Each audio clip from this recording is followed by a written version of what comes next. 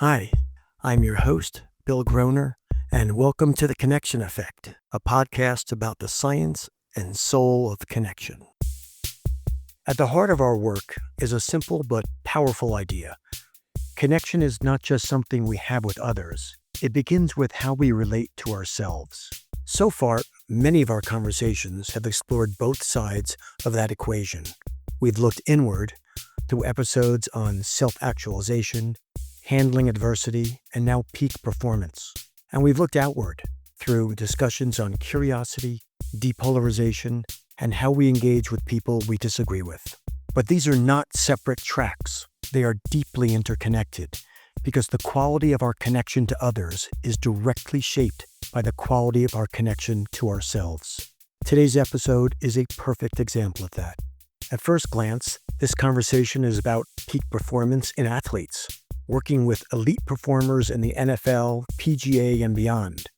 But very quickly, it becomes clear that this is not just about sports, because every one of us every day is performing in our work, in our relationships, in difficult conversations, and even how we show up to our own lives.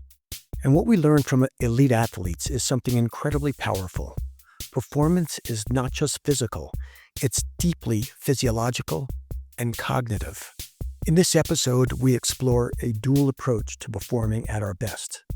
First, managing our physiology, learning how to regulate our nervous system, understanding that when our gas pedal, our sympathetic nervous system, is overactivated, we feel anxious, distracted, and less capable. And second, managing our cognitions, how we relate to our thoughts, how we quiet negative self-talk, and how we replace it with something more constructive. You'll hear a simple but profound metaphor. Our nervous system has both a gas pedal and a brake pedal, and peak performance isn't about flooring the gas. It's about knowing when and how to apply the brake. And the tool that unlocks that, something remarkably simple, our breath. Learning to exhale longer than we inhale, engaging the parasympathetic nervous system, and in some cases needing just one intentional breath, like a basketball player at the free throw line, to reset and return to our best state. This isn't just for athletes. It's for the moment you speak in public, the conversation with someone you disagree with, walking into a meeting with your boss, or any moment where your body starts to feel just a little bit off. You'll also hear something that may surprise you. Our stress doesn't just come from negative experiences. It accumulates throughout the day, even from positive ones. Which means peak performance isn't just about what we do in the moment. It's about how we manage our internal state all day long. This episode is just a taste of a much deeper body of work, a more robust training about heart rate variability and nervous system regulation. But our goal here is simple: to simply introduce you to the idea that you have more control than you think. That connection to self, through awareness, through breath, through thought, is not just about feeling better. It's about showing up better for your work, for your relationships, and for your life. Today, our guest is Andrew Sether, who works with professional athletes to help them achieve their best peak performance. Let's get into it. I want to welcome Andrew Sether to the podcast. Awesome, Bill. Happy to be here. Thank you. So, peak performance. Let's talk about it from an athletic context. What is it? We're hearing peak performance as a way to elevate a player's status, right? How do we actually reach our maximum potential? Okay, and potential means during the game, before the game, after the game? It encompasses everything, right? You look at athletes today, there's such an emphasis on everything outside of the game in order to perform at their best in the game. And that requires really paying attention to things every day, all day. What different sports are your athletes in? We certainly see a lot of youth athletes from football, professional athletes across the board, NFL, NBA, Major League Baseball. Professional golfers are probably our biggest group actually right now. But I think the most impressive thing is the emphasis parents are putting on their teens for sports and just helping to manage their emotions, their expectations, their performance ultimately. So, do you mean your program is for the parents of athletes or the athletes themselves? It's for the athlete themselves. So we're seeing a lot of kids, a lot of teens that are high-level athletes, coming in to get that mental edge. And how are the parents involved in that? They're usually trying to help their athlete manage anxiety is where it probably stems from most often. Staying away from negative thinking, from busy brain experiences, from anxiety in general. So, it's really helping them cope. Okay. Now, we'll do a deep dive, but after we talked about athletes, what I'd like to talk about is, does your work apply to those of us who are mere mortals in our everyday lives? It does. It does. And I would say the comparison between athletes and everyday folks like us is very similar. Yes, one's doing a high level sport, a performance, a physical performance. But as lay people, we're performing too, right? You're performing at work, you're performing in your relationships, you're performing in how you interact with people. And, that requires our best self. I love when you say self because, our work is enhancing human connection to not just others, but to ourselves. And that's one of the reasons why this fits so perfectly into our body of work. So let's do a deeper dive into the athletic realm. You mentioned busy brain and negative thinking for athletes. What other situations are you working on with athletes? When you look at elite athletes, in my opinion, you get to a certain level, the physical skill set is not much different, right? Quarterback to quarterback, point guard to point guard, golfer to golfer. They can all do high level things physically. There's a very small difference in a lot of those folks. What really separates them in their profession is how they handle things mentally. How do they handle failure? Do they manage not hitting a shot, missing a putt, dropping a ball, or does it consume them? And that's where negative thinking, that's where busy brain can really impact a player and ruin a performance, right? They can't recover. So impact a player not in terms of the negative thinking, but also the subsequent performance. The subsequent performance, exactly. Do they carry that with them? Are they able to let go of it quickly? I think that's a really important behavior and function for any athlete, but like you alluded to, any person too. So you said busy brain and negative thinking. Are they the same or are they different? I think they're pretty similar. I think the negative thinking could be more of a targeted busy brain experience. When I say busy brain, that's where we have invasive thoughts, right? Let's call it that, where we can't let go of something. I think for a lot of people, it could just be distractions, preoccupied with other things going on. Whereas negative thinking, I think, is very targeted, right? I can't do this. I'm a failure. Why do I always drop the ball? Or, things like that are more specific. You're dealing with the most elite athletes in the world, and you're telling us that they, who are, each one of them was the best that ever was in their high school in the history of that district, Right. right? Essentially. So it's sort of crazy. And you're saying that these athletes are thinking, I can't do this? Listen, they're human beings, right? We all have that degree of concern or worry potentially. I think, they get put on a pedestal and the expectations, you look at social media and that's a whole nother conversation maybe, but you see all the negativity we put on athletes from fans. They're not immune to it. I mean, they're not immune to even, their own internal team dynamics and failing their teammates. So no, it's a human behavior. It can occur at any point. I think if you look at a game situation, it could be before the game. Maybe they failed in their prior event. Now they're concerned about the next event. It could happen during the game. And then you worry about after the game, what's going on after? Are they shouldering that team's loss? Are they shouldering their failures, right? It could really be a dynamic that's quite invasive throughout their experience. It can really happen anywhere, anytime where they're performing.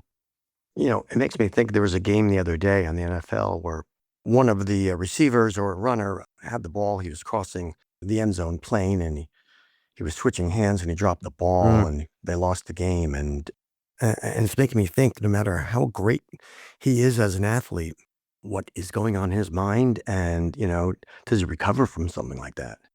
Can you imagine? Yeah. I mean, it takes a lot of resilience to bounce back from something like that, right? That's a highlighted fumble right there, and that's very difficult.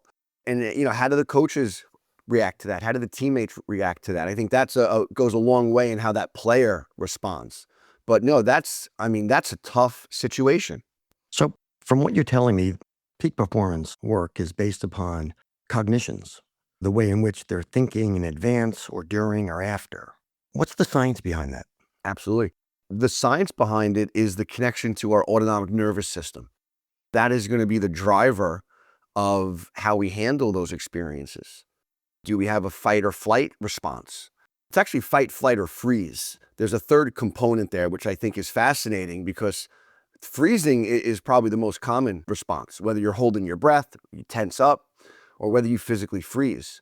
But it's really your physiology that is the root and the foundation of the brain's response.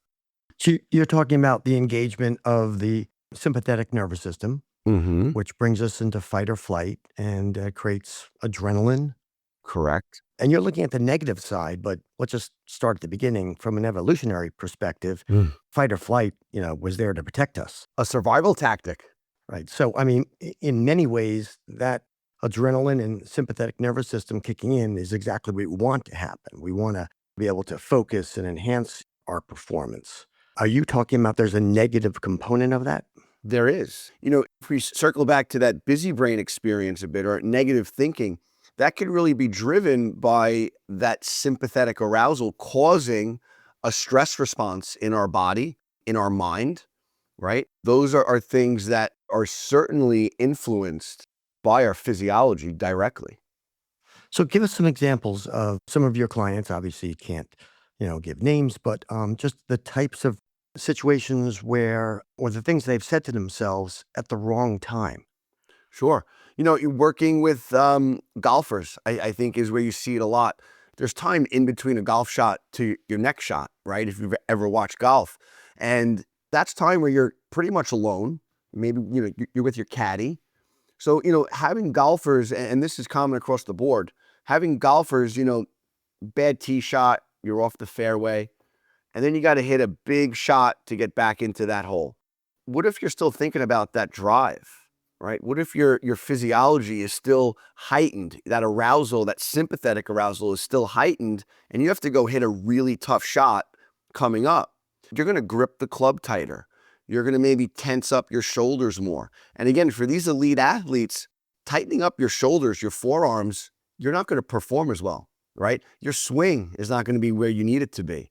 So those are really common experiences, that I've certainly seen. It's amazing to me that those of us who are casual golfers who go through that all the time, you do a bad shot and you're going to the next shot, and or you're thinking about what a loser you are. Yeah. And it's amazing to me that you're telling us that PGA golfers go through the same process. You think they would be immune to that, and they would be machines, they would be robotic. The next shot is the next shot, and they're ready for it. You're 100% right. That's the idea, right? We perceive them as being this unstoppable force, right? This error-free, or they're immune to emotions. But they're not. Again, they're human, right? Their physiology works the same as ours does. We don't put as much pressure on ourselves golfing. We're out there to have fun, not win $1 million. So, that probably changes the scope of that next shot quite a bit for them versus us. So they hit a bad shot, or a wide receiver in football drops a ball, and they have this sympathetic nervous system action. Their heart's racing. They have negative self-talk. By the way, what happens first? Is it the self-talk that happens first, or the negative physiology? In my opinion, it's the physiology, right? Because the physiology is going to drive that self-talk. And if you can't control it, and again, it's okay to maybe feel that, but if you can't control your physiology, it's going to create what we want to call, if you want to say symptoms, right? It's going to create a negative experience somewhere. And the negative self-talk is just a very common one, right? Our brain starts to maybe be a little more hypervigilant on what just happened. We perseverate a little more than we should. And before we know it, we're spinning out of control. And you've seen it in certain athletes where they can't get out of that cycle. Not to change it from our conversation around golf, but you think about, there have been pitchers, baseball players, where they had to stop pitching because they couldn't throw strikes anymore. They literally were throwing the ball all over the place and they couldn't get out of it. So, it's the physiology that drives it. Okay, so what do you do with that? Right? What do you do? Well, no, not what did they do? What do you do to help them? Right. That's the golden question. And I think, with this social awareness and science around heart rate variability, we're starting to really bring the science of our physiology into clinical applications, into everyday life. So, what we are able to do is teach people how to control their physiological response. One of the things I always say to everybody is, we're not going to make you immune to stress. If I could eliminate stress or a stress response, it would be unbelievable. You will experience it, but how do you control it? That's the question. And we can teach them how. All right, so let's go a little wonky on science here. Tell us a little bit about HRV, especially for those of us have, that setting on their Aura Ring, or they're getting the feedback from their Apple Watch. Sure. We see HRV. Give us a little bit about the science on that. Yeah, so HRV is really a window into our autonomic arousal. If we think of HRV, heart rate variability, strictly as its own metric, and there's a lot of different ways to measure it, but we want to look at the range of our heart rate, for example. That range of heart rate tells us a lot about our resiliency to stress. So the lower the heart rate range, the less resilient we are. The greater that range, the more resilient we are. And we can train that response in people. We can strengthen that resiliency. So it's like a rubber band, right? You want a rubber band that's very flexible, right? So it can meet the demands of stress. If your rubber band snaps because it's crusty and it's old, you're not going to meet the demands of your stress and you're going to have more symptoms. So when you're saying resiliency, are you saying that when our sympathetic nervous system is activating when we don't want it to, we want to not have a negative feedback loop there and then be resilient to that adversity? Is that how you're using the concept of resiliency? Correct. And I think it comes in 2 points of reference. I think there's a baseline for resiliency, meaning our body's natural response to a stressor. Can we manage it? But the second part is, do you have the cognitive skill set, the emotional skill set to then manage that stressor if that's the case? So I think the resiliency aspect shows up in both of those ways, and it's a direct reflection of our physiology. So are you training resiliency? We are. And we're not just training resiliency, we're training your autonomic nervous system. We think about sympathetic, we think about parasympathetic. There's also another range of heart rate activity that we call resonance. And that resonance is a balance in your autonomic nervous system. And HRV training is a way to directly stimulate that balance. So we haven't talked about the parasympathetic as being that balance to the sympathetic. Can you just talk about the parasympathetic nervous system? Super important. If your sympathetic is your gas pedal, the parasympathetic is your brake pedal, okay?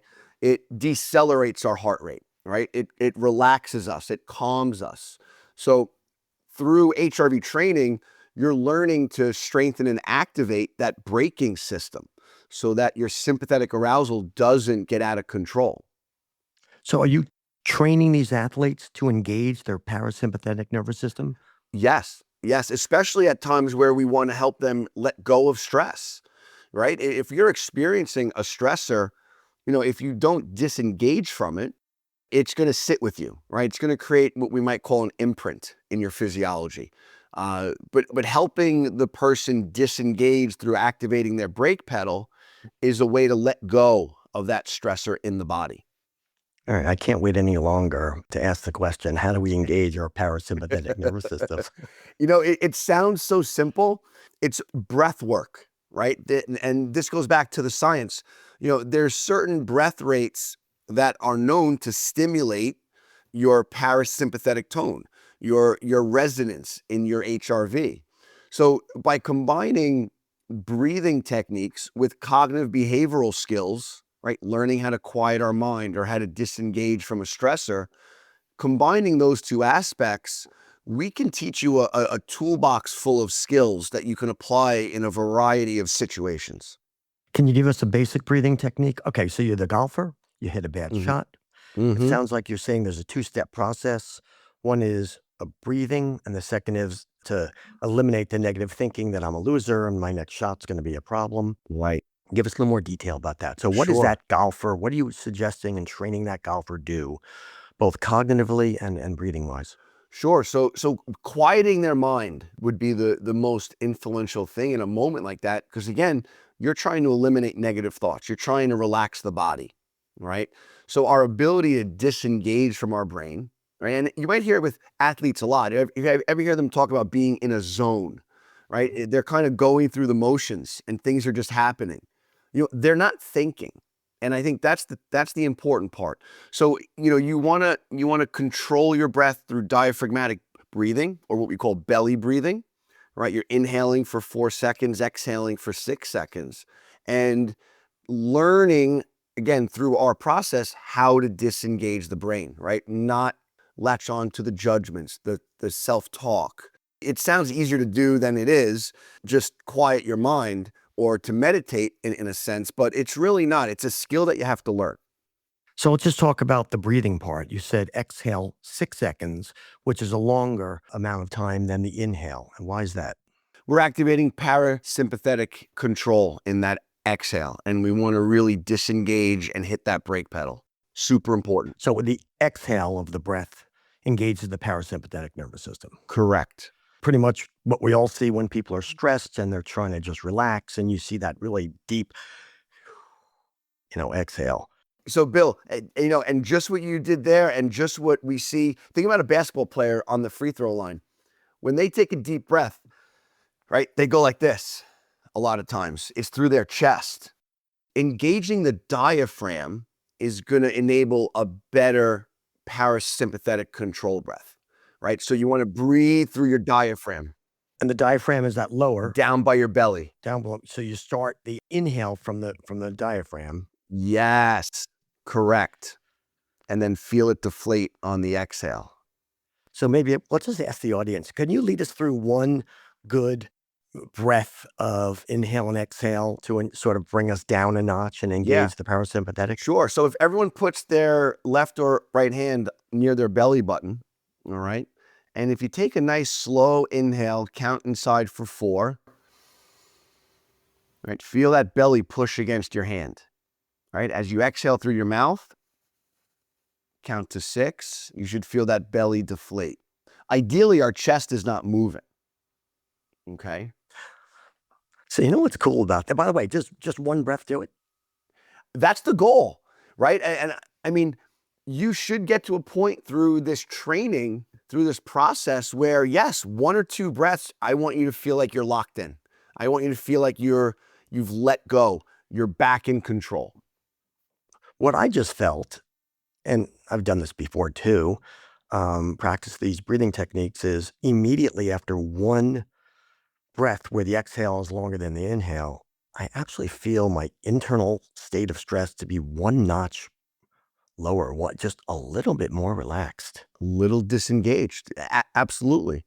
All right, so let's go back to the athletes. They hit a bad shot, they drop a ball, they have this negative self-talk. The first thing you're suggesting is breathe with an exhale longer than the inhale. Mm-hmm. And then I know we're not in 5 minutes going to figure out how we can fix negative self-talk, but what's the starting point of how you handle that negative self-talk? It's disengaging from that thought, right? It's trying not to hold on to it. If it's going to flow in, let it flow out, right? Learning to just not engage those judgments is really important. And by enabling yourself to disengage from sympathetic arousal, you'll be better able to disengage from those negative thoughts. Wow. So the breath work sets the stage. Sets the stage. And then it sounds like just a mindfulness technique, which is we are separating the thought from the emotion. You're just Correct. saying, oh, I'm thinking that and that I'm a loser. All right, that's, good for me. I thought about it. Forget about that. And you're just moving away from that thought. Correct. And then what follows is renewed focus, renewed clarity on the task that's ahead. And again, this is just one piece of the puzzle when we really look at a thorough training program. But yeah, I mean, you can't focus and have clarity if you're stuck in a pervasive thought. So we've talked about the situations for these professional athletes when something bad just happened. What about, pregame? Do any of these techniques work or help them then? Sure. Imagine going to play in the Super Bowl. How nervous must you be feeling, right? All that energy in the stadium, all the pressure. You've had a week of media leading up to the big game. It's make or break, right? So if you're unable to bring yourself into a state of calm focus, it's going to be hard to perform at your peak. It's still mind-blowing to me, but it makes sense that these professional athletes who have been the best of the best their whole lives are human, that they are going through the same things we all do. And we're going to talk in a few minutes about how this applies to all of us in our daily lives. We forget that piece of it. Yeah, it's fascinating. We have these guys and gals up on a pedestal, but yeah, they get affected. And then what about after the game? We talked about in the middle of the game and had a bad shot. Before the game, what about afterwards? Sure. So think about a tough loss or a difficult performance, maybe not up to your standard. You got to go out and do it again, probably that next day or within a couple days. And even just in that more immediate time frame, you have to get to sleep that night, right? How important is your sleep behavior, right? That's one of the key pillars that we look at when we assess folks. How's your sleep? So if that athlete is going to be stuck in a sympathetic state after a game, we want to help them get to sleep, right? Let go of that game, de-stress, get to sleep, let go of the performance, and hopefully they wake up that next day ready to tackle the next task. But it's beyond just the bad games, right? We talk about golfers and we talk about the birdies and bogeys approach. You also don't want to get too high after a win, right? You also don't want to get too excited about what just happened because it went well. I think for athletes, the key is staying present, staying in the moment and being present for that next game or that next task. Oh, wow. Let's maybe think of something. So can the sympathetic nervous system get overly engaged from too much positive? For an athlete like that, sure. Think about it, again, I think golf is just a great metaphor, but say you go and hit a hole in one, right? Par 3, 220 yards, you hit a hole in one. How good does that feel? Now you got to go tee off on a tough par 5.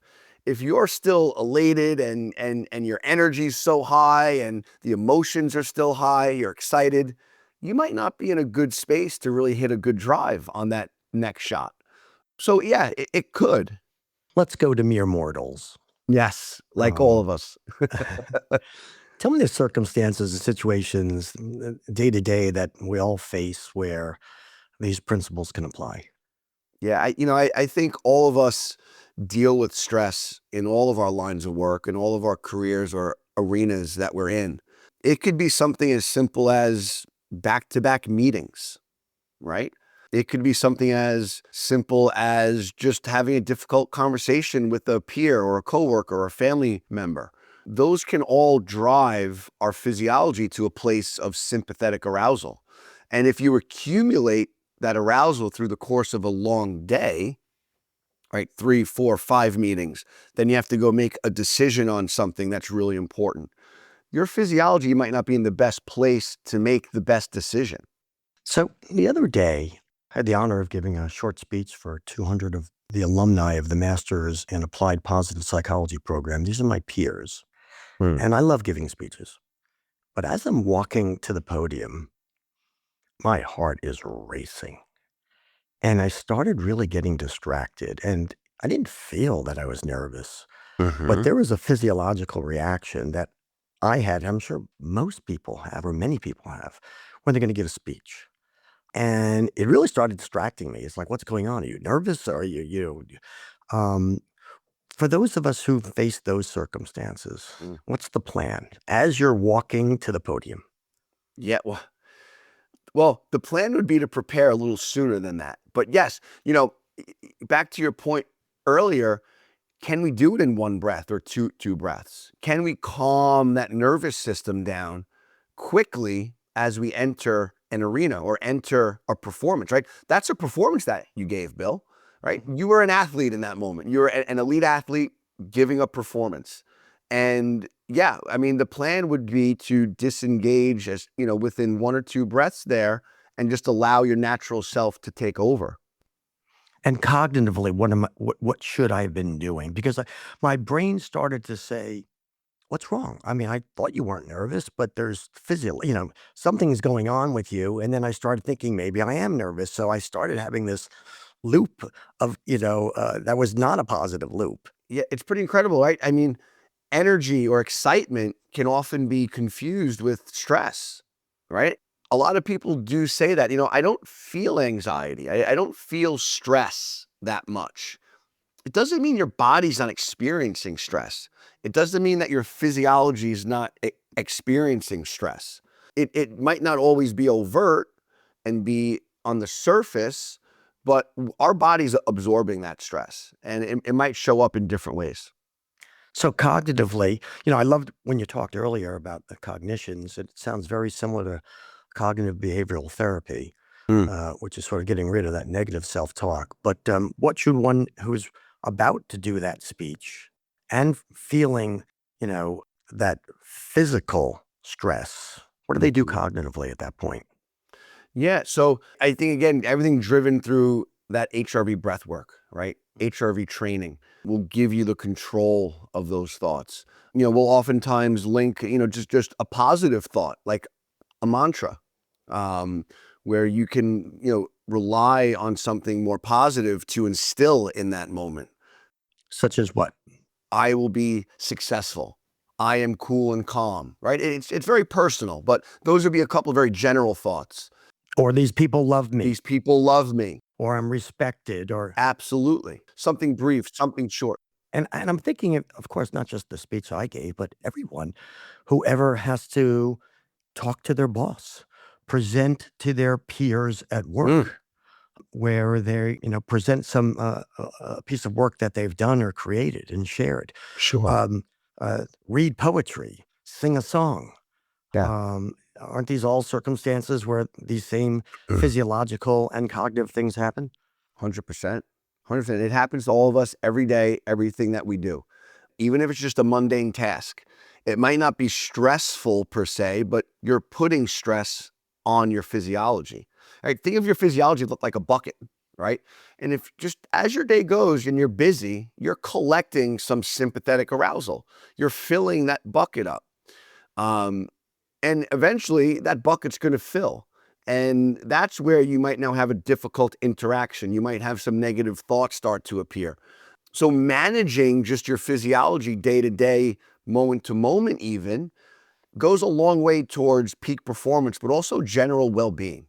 Whoa! So now, wow! Now you're talking about not just before you perform, but sort of prophylactically being in touch with yourself during the day, and maybe just doing some healthy breathing just to bring down that physiological state.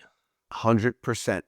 That is one of the biggest things we talk about, and I speak to any clients with is, how do we now become more aware of that buildup of sympathetic arousal, right? Do we notice ourselves now maybe holding our breath a little bit more at our desk? Do we have some big decisions to make, right? You talk about, you know, um, people in the financial world, they would have to make a $50 million deal, right? After Mhm. having meetings all morning. Well, are we in a good headspace to do that? So, are you suggesting that daily breath work would, I suggest daily breath work. hmm, and for those of us who meditate, does that do it? Or is that different? It's a piece of the puzzle, Meditation's a great exercise. It certainly is a piece of the puzzle. But I think with HRV training, you're going to go deeper and you're going to get more tools in the toolbox than just a meditative state. Right. A meditative state, I guess, is primarily geared towards separating, thought from the emotion. Correct. And your work is really the physiological side of it. It almost seems like the perfect Texas two-step would be daily meditation, daily breath work.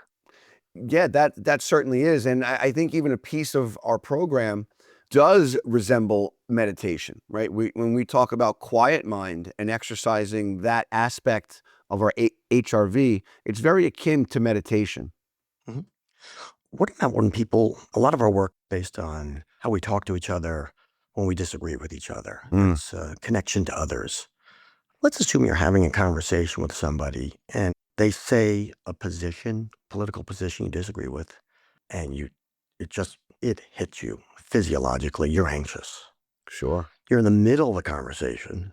What are you doing? That's a big topic right now. I think we see that across the spectrum.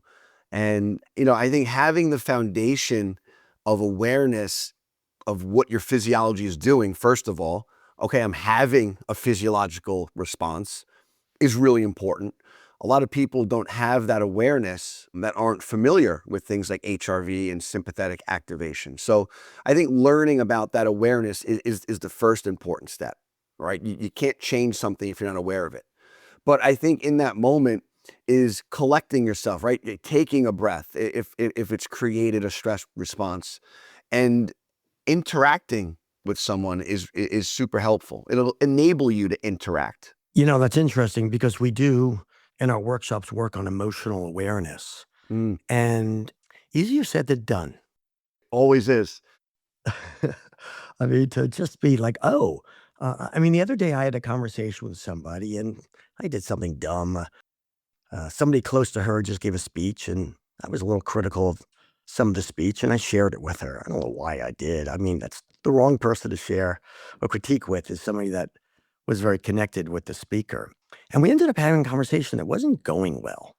And I didn't have that emotional awareness. I mean, we weren't angry or didn't say anything bad to each other, but definitely there was emotions that were being provoked and that I didn't recognize and I didn't act on.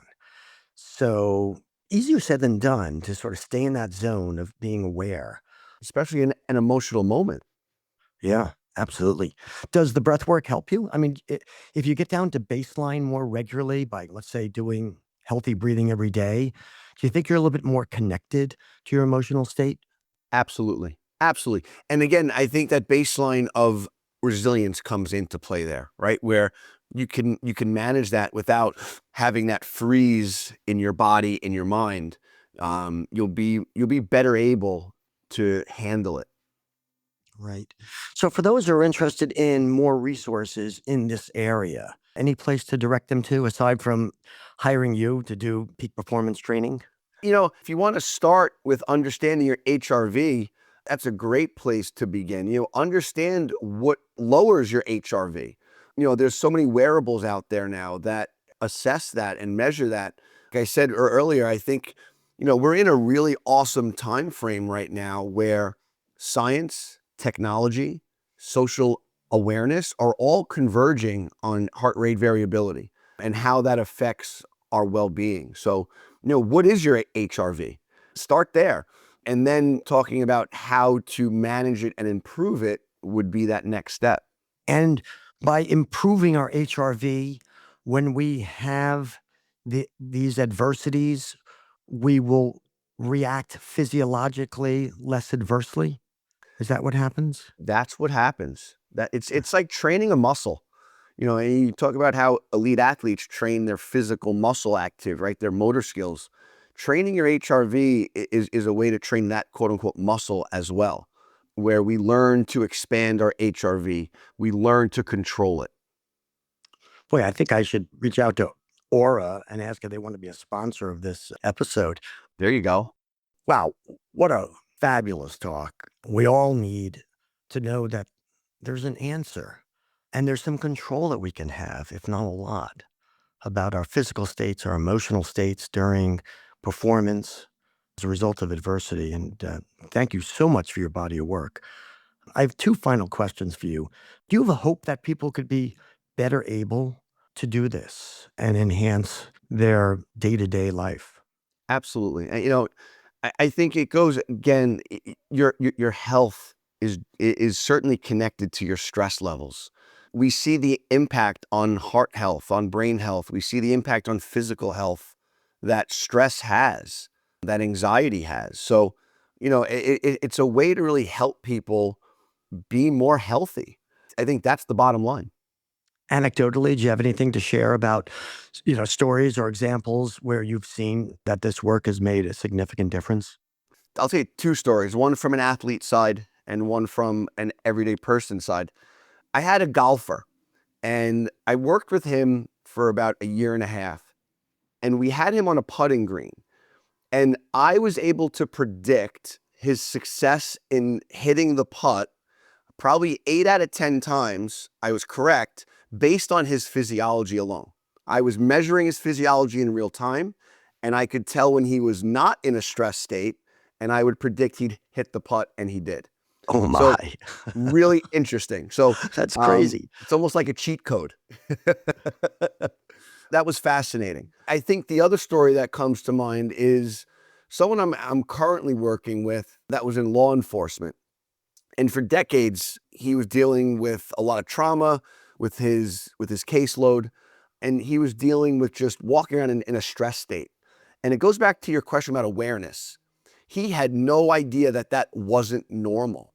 To him, that was how he just was. That's how his body was made up.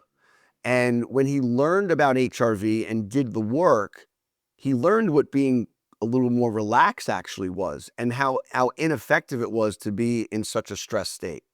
So I thought that was a really, really awesome experience to see him go through his journey, and how much it's helped him in so many ways.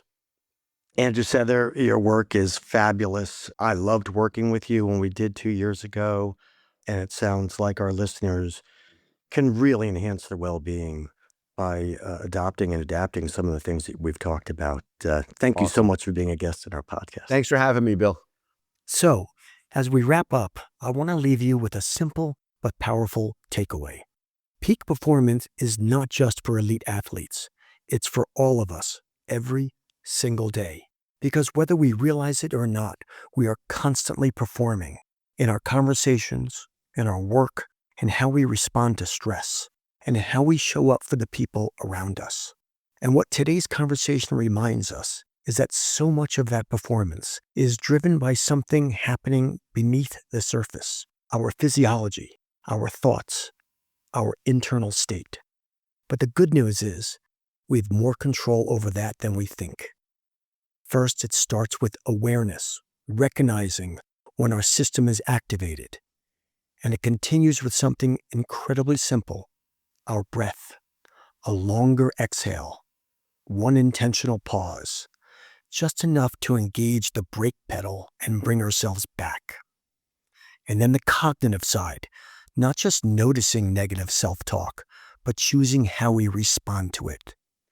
Because that voice of, I can't do this, I'm not ready, this is going to go badly, that voice shows up for all of us. The work is not to eliminate those thoughts completely. The work is to not get hooked by it. And when we can, to gently replace it with something more positive and helpful. Something simple, something grounding, like, I'm prepared. I can handle this. I'm just going to take this one step at a time. And here's what's so powerful. When you combine that cognitive shift with the physiological shift, when you quiet the body and redirect your mind, that's when you give yourself the best chance to show up at your best. And here's where this connects to everything we talk about at PCI. When we are more regulated internally, we are more connected externally. We listen better, we respond with more intention, we show up with more presence and less reactivity. So whether it's before a big presentation, or in the middle of a difficult conversation, or just navigating the accumulation of stress throughout your day, Try this. Notice what's happening inside. Take one breath, longer on the exhale, and choose one thought that helps you move forward. Because sometimes that's all it takes to move just one notch closer to your best self. If you want to continue reflecting on this, join us at connection.net/Substack. And even better, at our bonus episode called The After Show, which comes out next week. That's where we unpack these ideas even further, not just intellectually, but practically. If you like what we're doing, please leave a comment or review on your podcast platform. It truly helps us grow this community. I'll see you next time. Thanks so much for being with us.